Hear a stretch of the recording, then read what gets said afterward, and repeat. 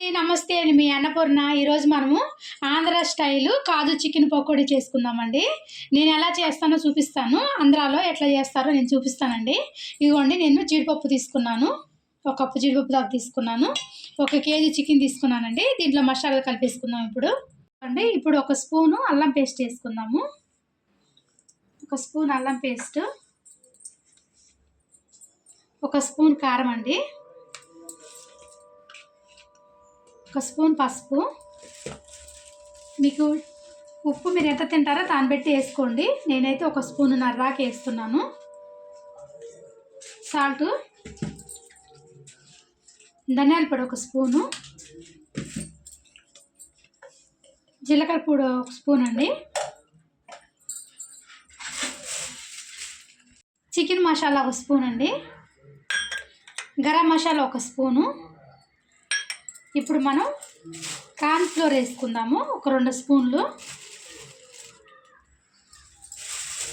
బియ్యం పిండి మంచి కొంచెం కరకరలాడుతా బాగా వస్తాయండి. 1 స్పూన్ వేసుకుందాము, 1 స్పూన్ సరిపోతుంది. ఇప్పుడు ఒక గుడ్డు కొట్టేసుకుందాము. ఇవ్వండి, నేను 1 ఎగ్ కొట్టేస్తున్నాను. 1 ఎగ్ సరిపోతుంది కిలోకి. మనం ఎక్కువ తీసుకుంటే దాన్ని బట్టి 2 కానీ అట్లా వేసుకోవచ్చు. ఇప్పుడైతే 1 సరిపోతుంది.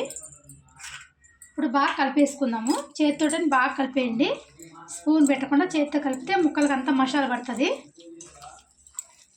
ఇవ్వండి, చూసారు కదా, మసాలాలు మొత్తం కలిపేసానండి. ఇట్లా మనకి వాటర్ పోసుకోకూడనే 1 ఎగ్ తోటే మనకు చికెన్లో ఉన్న వాటర్ తోటి మనకు కరెక్ట్గా సరిపోతుంది. ఇప్పుడు మనం దీంట్లోకి జీడిపప్పు వేసేసుకుందామండి, కరివేపాకు కొంచెం, పచ్చిమిరపకాయలు అండి, కొన్ని పచ్చిమిరపకాయలు వేసేసుకున్నాము. 1 నిమ్మకాయ సగం బద్ద, ఎక్కువేమొద్దు, సగం బద్ద పిండి వేసుకున్నాము. ఇవ్వండి, ఇప్పుడు మనం నిమ్మకాయ, జీడిపప్పు, పచ్చిమిరపకాయలు, కరివేపాకు వేసుకున్నామండి. ఇవి కూడా ఒకసారి వేసి కలిపేసేసుకొని మీకు కుదిరితే 1 గంట పెట్టేసేయండి, నానబెట్టేసేయండి. లేకపోతే 1 హాఫ్ అన్ అవర్ అంతే అండి. నేనైతే ఇప్పుడు 1 గంట కానీ 1 హాఫ్ అన్ అవర్ కానీ పెట్టేస్తాను.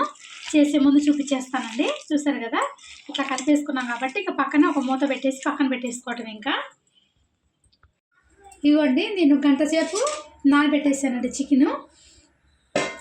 ఇప్పుడు వేసేసుకుందాం పకోడీ. పొయ్యి మీద నేను ఆల్రెడీ ఆయిల్ పెట్టేసాను, బాండీలో ఆయిల్ కూడా వేడైపోయింది.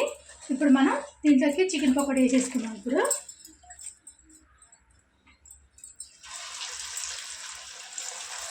ఒకటిగా వేసేసుకోండి.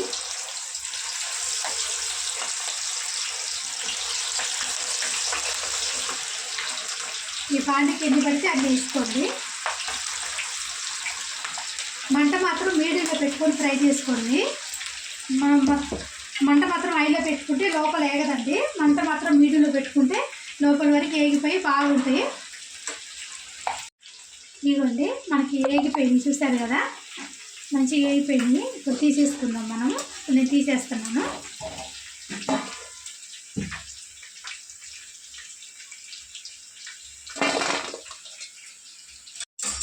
ఇవ్వండి, నేను 1 టిప్ వేసేసాను. నేను కిలో తీసుకున్నాను కదా, నేను 2 సార్లుగా ఫ్రై చేస్తున్నాను. ఇప్పుడు ఒకసారి అయిపోయింది, మళ్ళీ రెండోసారి అయిపోతున్నానండి. ఇది చూడండి, ఇంతే సేమ్ మనం ఇందాక ఎట్లా వేసుకున్నామో అట్లా వేసేసుకోవటమే. మంట మాత్రం మీడియంలో పెట్టుకొని ఫ్రై చేసుకోండి, నేను ఇందాక చెప్పినట్టు. ఎందుకంటే చికెన్లో లోపల వరకు బాగా ఫ్రై అవుతుంది మీడియంలో పెట్టుకుంటే మంట. ఇవ్వండి, నేను 2 వాయిలుగా వేసుకున్నాను కేజీ చికెను. ఇదిగోండి, నాది 2వ వాయి కూడా ఏగిపోయినాయి, బాగా తీసేస్తున్నాను. చూసారు కదా, అట్లా ఎగినాయో మంచి కలర్లో ఏగిపోయినాయి. తీసేసుకున్నాం అండి. మనం చికెన్ తీసేసుకున్న తర్వాత జాలి గిన్నెలో కొంచెం పచ్చిమిరపకాయలు ఇట్లా ఫ్రై చేసుకుందాం. బాగుంటుందండి దంచుకొని తినడానికి పచ్చిమిర్చిని. ఇదిగోండి, పచ్చిమిరపకాయలు ఏగిపోయినాయి కదా, పచ్చిమిరపకాయలు తీసేసుకుందాం.